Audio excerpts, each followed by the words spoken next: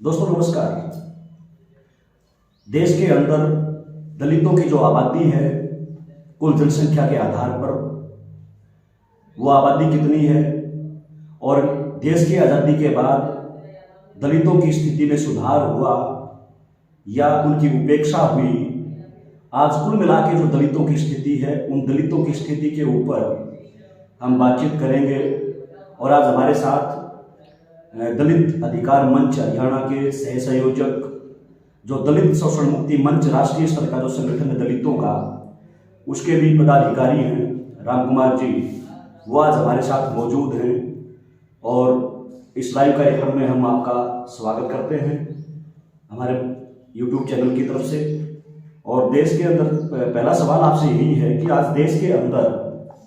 70 साल की जो आज़ादी है, इस 70 साल की आज़ादी के अंदर दलित उत्थान की बात राजनीतिक दलों ने की है और दलितों को लुभाने के लिए नारे भी दिए गए हैं। लेकिन क्या इस 70 साल की आज़ादी में दलितों का उत्थान हुआ है या उपेक्षा हुई है? ये पहला सवाल आपसे। सही सवाल है बिल्कुल। ये देखिए, पहली बात तो ये है कि भाई आज़ादी के बाद अगर हम देखते हैं तो 1990 तक कुल मिला के देश का जो विकास है, उस देश के विकास के अंदर दलितों का भी एक विकास दिखाई दे रहा है,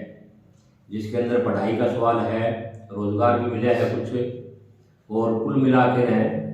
एक मुख्य धारा में आने के लिए दलितों को एक विकास की प्रक्रिया दिखाई दे रही है।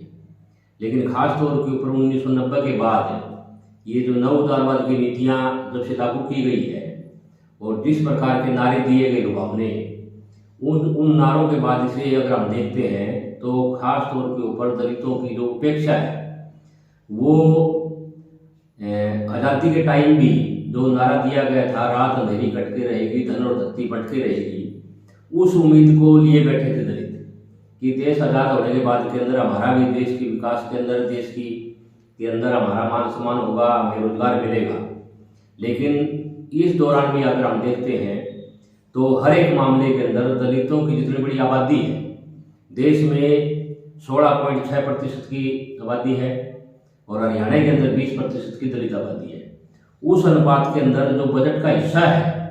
जो आवंटन किया जाना चाहिए था, उसके अंदर लगातार से कटौती है। और इस बजट में भी अगर हम देखेंगे तो देश में 16.5% जो दलित आबादी है और जो बजट पेश किया गया है वो 3.5% से ही बजट पेश किया गया है। और पिछले साल का भी आंकड़ा जब देखते हैं तो दलितों के उत्थान के लिए जो बजट का आवंटन है उसके अंदर लगातार कटौतियाँ हैं। तो इसलिए जो बाबा साहब भीमराव अम्बेडकर ने भी जो चेतावनी दी थी कि हमें जिस संघर्षों की बदौलत आज़ादी मिली है और उन संघर्षों की आज़ादी के बदौलत दलितों का इतना बड़ा जो हिस्सा है, एक समाज है पूरा पूरा, अगर इनके अंदर जो सामाजिक और आर्थिक गैर बराबरी है, अगर इसकी उपेक्षा की गई तो ये संघर्षों से खड़ा किया गया लोकतंत्र ही खतरे में पड़ जाएगा। और आज दुर्भाग्य के साथ कहना पड़ रहा है हमें कि बाबा साहब अम्बेडकर की दी गई चेतावनी सच्ची साबित हो रही है। और ये यही है कि आज लगातार से जिस प्रकार से आज ये मनुवादी सरकार आई है, इसने तो बिल्कुल अपना दलित विरोधी जो चरित्र है वो साफ तौर के ऊपर दिखाई दे रहा है। मतलब अगला आपकी ने जो बातचीत रखी है उसके अंदर एक सवाल उठता है कि बीजेपी सत्ता में जब आई है और सत्ता में जब आई 2014 में, उस समय पर नारा था बीजेपी का सबका साथ और सबका विकास। लेकिन पिछले दिनों में देखने को ये मिल रहा है कि दलित संगठन जो हैं, वो राज्य में हो, देश में हो, दलित संगठनों का आरोप है कि बीजेपी सत्ता में आने के बाद से दलितों पर हमले बढ़े हैं, दलित उत्पीड़न की घटनाएं जो हैं वो काफी बड़े पैमाने पर तेज हुई हैं। ये क्या ये आरोप, इस आरोप क्या है, ये इस आरोप के पीछे वास्तविकता क्या है, सच्चाई इसके पीछे? तो सच्चाई इसमें बिल्कुल स्पष्ट है कि बीजेपी का जो चरित्र है, जो मनुवादी जो उसकी आरएसएस की विचारधारा है, जिसका स्लोगन ही है मनुवाद के आधार के ऊपर, शूद्र ढोर पशु और नारी ये सब ताड़न के अधिकारी। तो इसी के तहत बीजेपी का जो चरित्र है वो बिल्कुल दलित विरोधी, महिला विरोधी का जो चरित्र है, और उनके लिए सबसे बड़ा चुनौती आज संविधान है। और वो संविधान के को कमजोर करने के लिए और दलितों के जितने भी अधिकार हैं, मतलब एक जो आप रोहित वेमुला से लेके रहे, मतलब बीजेपी के शासन के अंदर जितनी दलित उत्पीड़न की घटनाओं में जो मतलब बाढ़ आई हुई है, मतलब एक नहीं, एक के बाद एक, और वो घटनाएं इसलिए बढ़ रही है कि बीजेपी का जो शासन है वो हमलावरों के ऊपर कानूनी कार्रवाई करने की बजाय हमलावरों के पक्ष में खड़े दिखाई दे रहे हैं, और इसलिए उनको मेहमान मंडित करता है, और इसलिए दलित उत्पीड़न की घटनाएं लगातार मतलब जिस तेजी के साथ में बढ़ रही है। और ये आरोप नहीं है, ये एक कड़वी सच्चाई है। तो बीजेपी बिल्कुल अपना जो दलित विरोधी चरित्र है, मतलब ये अगर आप इसको अलग अलग से पैमाने पर देखोगे तो ये हरियाणा के अंदर जो पंचायती राज संस्थाओं में जिस रूप का संशोधन किया गया वो सबसे बड़ा हमला दलितों के ऊपर है।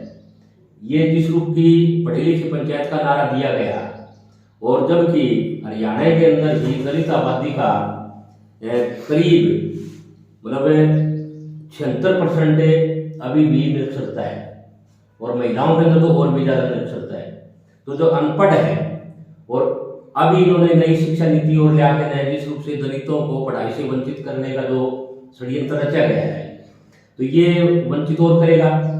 तो इस लिहाज से कुल मिला के नए दलितों के ऊपर बीजेपी अपने एजेंडे पर जो काम कर रही है वो घोर दलित विरोधी एजेंडा है। आपने जो जवाब दिया उसके अंदर से ही सवाल निकल रहा है। देश के अंदर 25 जुलाई 1927 को देश के मतलब संविधान जो निर्माता हैं बाबा साहब अम्बेडकर, उन्होंने मनुस्मृति का अध्ययन किया,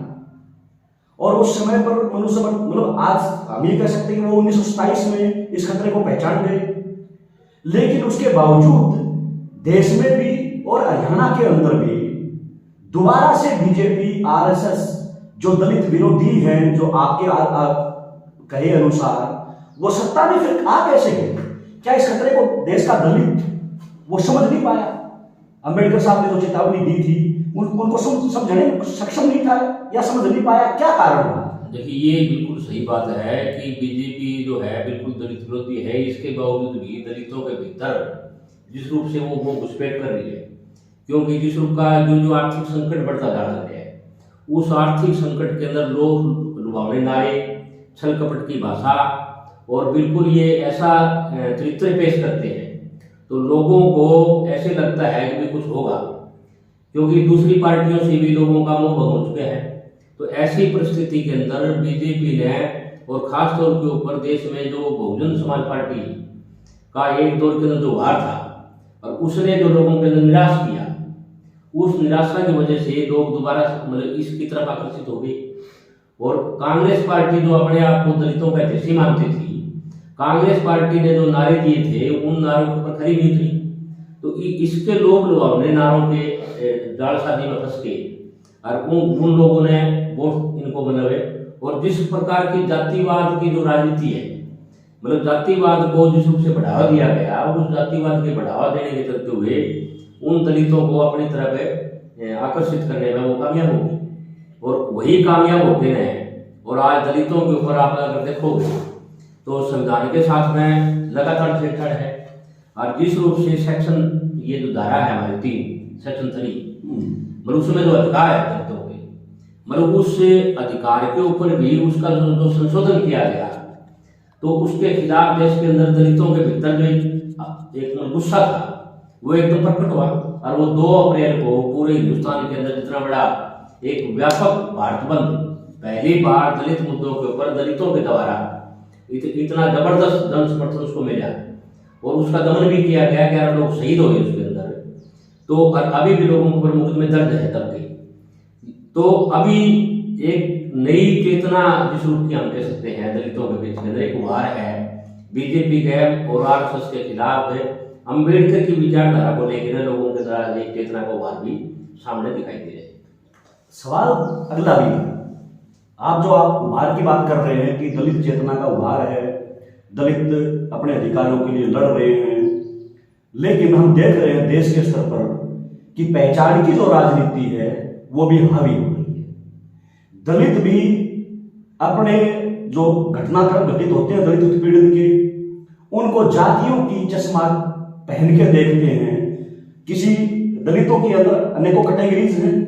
वाल्मीकि समुदाय के किसी व्यक्ति के साथ उत्पीड़न की घटना होती है तो दूसरी जो जातियां हैं वो नहीं बोलती। मतलब ये जो पहचान की राजनीति है, ये पहचान की राजनीति अगर मौजूद रहेगी तो दलितों के अंदर मतलब आप कैसे एक व्यापक एकता बना पाएंगे इस पहचान की राजनीति के चलते? इस पे आपकी क्या टिप्पणी है? देखिए, पहचान की ये जो कुल मिला के जो सिस्टम है हमारा, मतलब उस सिस्टम के अंदर जो सत्ता शासक वर्ग जो है, वो शासक वर्ग अपनी व्यवस्था को बनाए रखने के लिए अनेकों तरीके के षड्यंत्र तिकड़ में रचते रहते हैं। और उसी तिकड़म का हिस्सा है ये हिंदुस्तान के अंदर पहचान की राजनीति। इस पहचान की राजनीति के तहत ही लोगों के अंदर बांटने का जो काम है, अंग्रेजों ने जो डिवाइड एंड रूल का नारा दिया, हिंदुस्तान का मौजूदा शासक वर्ग जो किसी भी पार्टी का है, वो शासक वर्ग खास तौर के ऊपर पहचान की राजनीति के तहत इन दलितों के अंदर भी मतलब अलग अलग जातियों की जो घेराबंदी है उसको इस रूप से मजबूत बनाने में जुटा हुआ है। जबकि हमारे महापुरुषों ने संत जो मतलब भक्ति आंदोलन के संत है, उन्होंने जितना संघर्ष किया, ऐसो चाहूं राज में मिले सबको अन्न, छोट बड़ो सब सम बसाए रविदास रहे पसंद। 650 साल पहले उन्होंने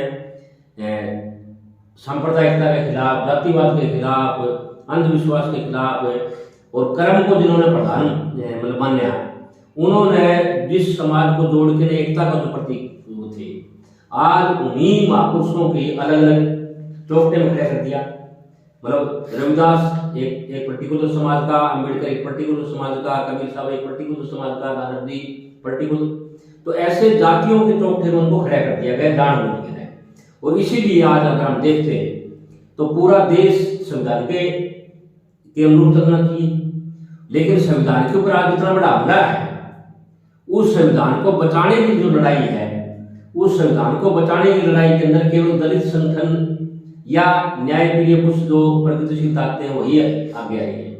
बाकी जो आम हिस्सा है उनको अभी तक संविधान की या संवैधानिक जो अधिकार है उनकी जानकारी नहीं, और बीजेपी इसके ऊपर कैसे हमला कर रही है इसको रोकने के लिए भी अभी तक वो लामबंदी नहीं हो रही। और उनकी साजिश यही है शासक वर्गों की कि लोगों को ऐसे पहचान की राजनीति में अलग अलग जाति के तौर के ऊपर, भाषा के तौर के ऊपर, व्यक्ति के तौर के ऊपर उभारा जाए, न कि एक पूरे समुदाय। तो इसीलिए वो हावी है। अगला सवाल आपसे ये कि आज ये जो दलित उत्पीड़न की घटनाओं के ऊपर तो सभी दलित संगठन वो सक्रिय है, आपका संगठन भी कम ज्यादा करके सक्रिय है, दलित उत्पीड़न की घटनाओं को उठाता है। लेकिन अंबेडकर साहब ने तो एक बात बिल्कुल बहुत पहले कह दी कि जब तक आर्थिक समानता नहीं मिलेगी सामाजिक शोषण खत्म नहीं हो सकता। और मैं भिवानी के 2 गांव का उदाहरण आपको दे रहा हूं। एक गांव है 75% आबादी ब्राह्मणों की है, 25% उसमें अन्य कास्ट है, और 25 में भी 20% के आसपास दलित है। लेकिन वहां पे आपको जाति उत्पीड़न की घटना नहीं मिलेगी। क्यों? क्योंकि जमीन उनके पास है। एक गांव जिसमें बहुमत 50-50 है दलित और अन्य कास्ट, लेकिन वहां आपको दलित उत्पीड़न की दलित उत्पीड़न की घटनाएं आपको बड़े पैमाने पे मिलेगी। तो क्या दलित संगठन ये जो आर्थिक शोषण है, मजदूर का होने के नाते, कर्मचारी होने के नाते, वो कार्यस्थल के ऊपर, इसको मुद्दा क्यों नहीं बना पा रहे? केवल दलित उत्पीड़न की घटनाओं के अंदर ही हस्तक्षेप क्यों करते हैं? क्या उन्होंने अपने आप को सीमित कर लिया? ये सवाल आपसे। देखिए, ये बिल्कुल दुरुस्त बात है कि बाबा साहब ने बिल्कुल सही बात कही थी। ये हकीकत भी है कि जब तक उत्पादन के साधनों के ऊपर दलितों का कब्जा नहीं होगा तब तक मतलब उसमें समानता नहीं आ सकती। आर्थिक समानता से सामाजिक संबंध विकसित होते हैं, और समाज के अंदर जब गैर बराबरी है, उत्पादन के साधन उनके पास नहीं है, तो इसलिए उस गैर बराबरी को नहीं मिटाया जा सकता। इसलिए सबसे बड़ा जो सवाल है देश के अंदर भी, हरियाणा के अंदर भी, कि जमीन का सवाल, और इस जमीन के सवाल को देश के शासक वर्गों ने जो भूमि सुधार देश के 4 राज्यों में केवल हुआ है, केरल में हुआ है, बंगाल में, त्रिपुरा में और जम्मू कश्मीर के अंदर, और वो भी टोटल जितनी होना चाहिए था भूमि सुधार उसका 2% है। अभी भी करोड़ों एकड़ जमीन ऐसी पड़ी है, सतलज घोषित जमीन है, जो जमीन गरीब लोगों में बांटी जानी चाहिए थी। लेकिन इन्होंने तो भूमि सुधार लागू करने के बजाय उस भूमि सुधार कानून को ही पलट दिया कि गैर कृषि कार्यों के लिए कोई भी मालिक कितनी भी जमीन का इस्तेमाल कर सकता है। तो वो जमीन जो गरीब लोग उम्मीद लगाए बैठे थे कि हमारे को जमीन मिलेगी, मतलब वो जमीन के अंदर भी उनसे वंचित कर दिया गया। ऐसे अगर आप देखोगे तो देश के संविधान के अंदर एक दर्द है मौजूद है कि कृषि योग्य पंचायती जमीन, जिसमें दलितों का 30% हिस्सा, पिछड़े वर्ग के लिए 10% हिस्सा, तो ये जो 40% उस जमीन है, वो जमीन भी हरियाणा के अगर हम उसमें देख रहे हैं तो बहुमत गांवों के अंदर जो मतलब कृषि योग्य पंचायती जमीन है, उस जमीनों के ऊपर भी गांव के प्रभावशाली लोगों ने, दबंगों ने कब्जा जमाए बैठे हैं। और जो गरीब लोगों के लिए थोड़ी बहुत छोड़ भी देते हैं, पट्टा दे भी देते हैं, मतलब उस जमीन के ऊपर भी वो अपनी उसके लिए उनको मतलब प्रताड़ित करते हैं। और इससे ही बड़ा सवाल है इसमें अगर आप देखोगे तो मतलब खेती योग्य जमीन तो दूसरी बात है, गरीब लोगों की आउटर जो गांव की देहात की जो बस्तियां हैं या शहर की जो बस्तियां हैं, मतलब उन बस्तियों के अंदर गरीब लोग, दलित लोग हैं, उन बस्तियों को रेगुलर करने के बजाय उनको अवैध घोषित कर रखे हैं। अभी भी हरियाणा के अंदर लाखों लोग ऐसे हैं जिनके पास में अपने मकान नहीं है। तो मतलब मकानहीन, भूमिहीन, रोजगारहीन, शिक्षाहीन, तो ये जो तमाम हमले हैं, तमाम जो चुनौती हमारे सामने खड़ी है, तो ये बाबा साहब ने बिल्कुल दुरुस्त बात इसमें फरमाई थी कि जब तक आर्थिक संसाधनों पर कब्जा नहीं होगा तब तक देश के अंदर सामाजिक समानता नहीं आ सकती। और दुर्भाग्य इस बात का है कि जितने दलित संगठन हैं, मतलब दलित संगठन सामाजिक न्याय की लड़ाई की बातचीत करते हैं, लेकिन आर्थिक सवालों के ऊपर वो संघर्षों से भी कटते हैं और लोगों को भी उससे आने से काटते वंचित करते हैं। और वो भी क्योंकि उसी पहचान की राजनीति का हिस्सा है, तो वो कहीं न कहीं कुल मिला के मतलब दिशा ऐसा मतलब पेश तो ऐसा करते हैं कि दलित उत्पीड़न की संघर्ष कर रहे हैं, लेकिन उनका जो संकीर्ण दायरा है, वो संकीर्ण दायरा कुल मिला के शासन वर्गों को ही फायदा पहुंचाता है। सवाल अगला निकलता है इसके अंदर से, मतलब देश के अंदर दलित उत्पीड़न की घटनाओं में हम देखेंगे तो जिग्नेश मेवानी जो गुजरात का दलित नेता है, उसने हस्तक्षेप किया और अल्टीमेटली वो विधानसभा तक पहुंच गया। और खास करके यूपी के अंदर भीम सेना, भीम आर्मी का जो चंद्रशेखर है, जिसको रावण के नाम से ज्यादा जाना जाता है, आज कहीं भी दलित उत्पीड़न की घटना हो जाती है तो वो पहुंचते हैं वहां पर, हस्तक्षेप करते हैं। इधर से आप लोग हस्तक्षेप करते हैं और भी सैकड़ों हजारों संगठन होंगे दलितों के नाम पर देश में, हरियाणा में, जो अलग अलग मौकों पर हस्तक्षेप तो करते हैं। लेकिन सवाल एक जो महत्वपूर्ण है वो ये है कि ये जो अलग अलग टुकड़ों में जो लड़ाई है दलित उत्पीड़न के खिलाफ, क्या इस टुकड़ों में बटे रहने के बाद रहते हुए हम इस उत्पीड़न को रोक पाएंगे? यह सबसे बड़ा सवाल आज है। क्या आज के दिन तमाम जो दलित संगठन हैं, वो दलित संगठन क्या एक मंच पे आने की उनकी कोई संभावना है या नहीं है? तो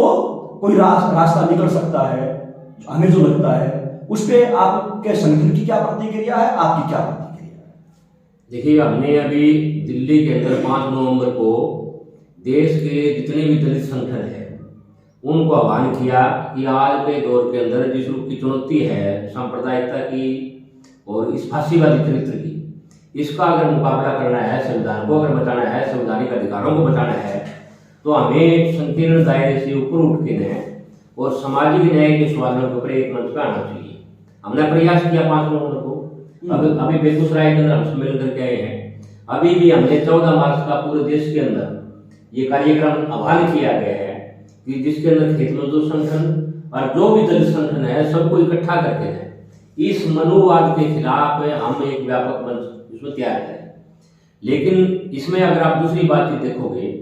तो इसका उदाहरण हमारे सामने केरल का है। मतलब केरल के अंदर दलित सामाजिक न्याय के सवालों के ऊपर आज से नहीं, आज़ादी के टाइम से जो संघर्ष किए गए और वहाँ उन संघर्षों की बदौलत आज केरल के अंदर जो मॉडल है और केरल के मंदिरों में वहाँ की जो लेफ्ट की सरकार है, लेफ्ट गवर्नमेंट की जो सरकार है, उन्होंने मंदिरों के अंदर 33% पुजारी, सामाजिक न्याय मंत्री अलग से। तो ये जो और उनके उत्थान के लिए पढ़ाई के अंदर, रोजगार के अंदर और तमाम चीजों के अंदर, मंदिर प्रवेश के अंदर, मतलब तमाम चीजों के अंदर जो उन्होंने काम किया है, मतलब उस काम को लेकर हम पूरे देश के अंदर इसका अभियान भी लेके जा रहे हैं। और तमाम जितने दलित संगठन है उनको भी इस बात को लेकर है कि हमें, क्योंकि देश में सबसे बड़ी जो दलित आबादी है वो पंजाब की है और पंजाब के बाद में यूपी है, फिर हरियाणा की है। तो जिस रूप का उभार दलितों के अंदर जो चेतना का आया दलित राजनीति के चलते हुए, वो मतलब पंजाब से शुरू होकर ना यूपी, और इसीलिए अगर आप देखोगे तो यूपी के अंदर ये जो चंद्रशेखर रावण जिसकी हम बातचीत कर रहे हैं, तो बीएसपी से लोगों का मोह होना एक बात, और युवाओं में खास तौर के ऊपर जातिवाद के खिलाफ एक जो छटपटाहट है, एक जो चेतना आ रही है, एक जो गुस्सा है कि हमारा भी एक आत्मसम्मान, उस आत्मसम्मान के सवाल के ऊपर युवाओं में ये अकेला यूपी नहीं, आप हरियाणा के अंदर भी देखोगे तो ये युवाओं में खास तौर के ऊपर पढ़े लिखे युवाओं के अंदर एक चेतना का विकास इस रूप का दिखाई दे रहा है। लेकिन अभी उनका जो सोचने का दायरा वो सीमित है, इसलिए उनसे हमें उनसे मतलब उस का प्रयास है कि उन सबको एक मंच पर हम जाए और एक मंच पर जाके ना खास तौर के ऊपर आज संविधान के अंदर जो संवैधानिक अधिकारों का जो सवाल है, अगर ये संविधान ही नहीं बचेगा तो हम भी नहीं बचेंगे। तो उस संविधान बचाने की लड़ाई, देश बचाने की लड़ाई या अधिकार बचाने की लड़ाई, जनतंत्र बचाने की लड़ाई, मतलब इसके अंदर उन तमाम तबकों को हम शामिल करने का प्रयास कर रहे हैं। 14 तारीख को यानी 14 मार्च को जो आपने बताया कि राज्य स्तर का आह्वान है करनाल के अंदर सीएम सिटी में, आपको क्या लगता है कि आपने जिन दलित संगठनों को न्योता दिया है वो इसमें शामिल होंगे? कौन कौन दलित संगठन शामिल होंगे? और खेत मजदूरों के भी संगठन कई हैं, क्या दूसरे संगठन भी इसमें शामिल होंगे? और इस 14 तारीख के कार्यक्रम में प्रमुख स्लोगन क्या है, मांग क्या है दलितों की दृष्टि से, खेत मजदूरों की दृष्टि से, क्या मुख्य मांग? देखिए, 14 मार्च का जो आह्वान किया गया है पूरे देश के अंदर कि राज्यों की राजधानियों के ऊपर प्रोटेस्ट करें हम अपने अधिकारों को लेकर, और उसी आह्वान के तहत 14 मार्च को करनाल के अंदर जो सीएम सिटी है, सीएम सिटी के दरवाजे के ऊपर हम दस्तखत देंगे। और उसमें अभी तक 4 संगठन आए हैं, 2 खेत मजदूर संगठन है, दलित अधिकार आंदोलन है, दलित अधिकार मंच है, और इसके अलावा अभी हमारा प्रयास है कि जो भी कोई प्रगतिशील ताकतें हैं या जो भी दलितों के बीच में काम करने वाले व्यक्ति हैं, मतलब उन सबको हमने निमंत्रण भेजने लगे हैं। कोशिश करेंगे कि उस दिन भी कि वो उस मीटिंग में शामिल ना हो, लेकिन वो उस कार्यक्रम में आए, अपनी बातचीत रखे जाए, वो 2 मिनट 5 मिनट 10 मिनट वो रखे बातचीत, ताकि हरियाणा के अंदर भी एक ऐसा मंच जिस रूप का देश के पैमाने के ऊपर संघर्ष के अंदर हम ले रहे हैं, ऐसा ही हरियाणा के अंदर भी ऐसा कोई मंच विकसित हो, इस दिशा के अंदर हम काम कर रहे हैं। एक दूसरी बात यह है कि ये जो 14 तारीख का जो आह्वान है मुख्य तौर के ऊपर, इसका मुख्य जो उद्देश्य हमारा वो पहला सवाल इसी बात का ऊपर है कि संविधान बचाओ देश बचाओ। तो संविधान को बचाने का स्लोगन हमारा मुख्य स्लोगन है। जब संविधान बचाने की बातचीत करते हैं तो संवैधानिक अधिकारों, और संवैधानिक अधिकारों के अंदर भी जो नंबर 1 इस बात का सवाल है कि जो दलितों के लिए जो बजट का सवाल है, चाहे हरियाणा की विधानसभा है और चाहे देश की लोकसभा है, उसके अंदर उस आबादी के अनुपात के अंदर उसका बजट का हिस्सा मिलना चाहिए, नंबर 1। नंबर दूसरी बात है कि दलित बच्चों का जो वजीफा जिसको बार बार वंचित किया जा रहा है, वो जो वजीफा है छात्रवृत्ति का, वो तमाम वजीफा विद्यार्थियों को मिले। तीसरा सवाल इस बात के ऊपर है कि ये जो दलित उत्पीड़न की घटनाएं हरियाणा के अंदर भी आप देखोगे तो सैकड़ों घटनाएं तो ऐसी है जो दलित उत्पीड़न की स्थिति है। इसके अलावा जिसको हम कह सकते हैं कि जो ग्रामीण सफाई कर्मचारी है या जो सीवरेज का काम करने वाले हैं, ऐसे सैकड़ों लोग इस दौरान के अंदर जान गंवाई और उनको सुरक्षा तक के उपकरण उपलब्ध नहीं है। तो मतलब ये जो मेला ढोने की प्रथा है, सीवरेज के अंदर जो घुसने की है, मतलब ये जो इस रूप के जो घटनाएं घट रही है लगातार से, मतलब उनको कोई मुआवजा मिले और ये घटनाएं ना घटे, तो इसके अंदर इसका सवाल है। तीसरा सवाल इसके अंदर मुख्य रूप से है कि हरियाणा बेरोजगारी के सवाल के ऊपर आज देश के अंदर नंबर 1 पे आया हुआ है, और इसमें भी दलितों के जितने पद है जो उसके अनुपात के अंदर मतलब किसी भी कैटेगरी या हरियाणा में अगर आप देख रहे हैं तो केवल मतलब सफाई कर्मचारियों को छोड़ के ना बाकी और जो बैकलॉग है सफाई के काम में 100% आरक्षण है, और जबकि वो काम मतलब हम ही कर रहे हैं, लेकिन बाकी जगह पर एजुकेशन के अंदर मतलब रोडवेज के अंदर जितने भी विभाग है उनके अंदर हजारों पद, उसमें लाखों पद खाली पड़े हैं। तो वो जो हमारा आरक्षण का कोटा है उसके अनुरूप वो पद भरे जाने चाहिए, ये हमारा सवाल मुख्य तौर के ऊपर है।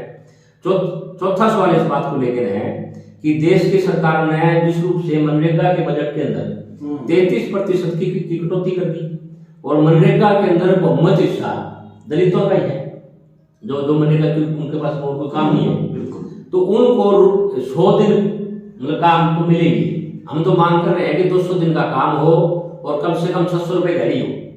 लेकिन हरियाणा के अंदर अगर हम आंकड़ा उठा के देख रहे हैं तो केवल 42 दिन का पोस्ट निकल के है, और अभी भी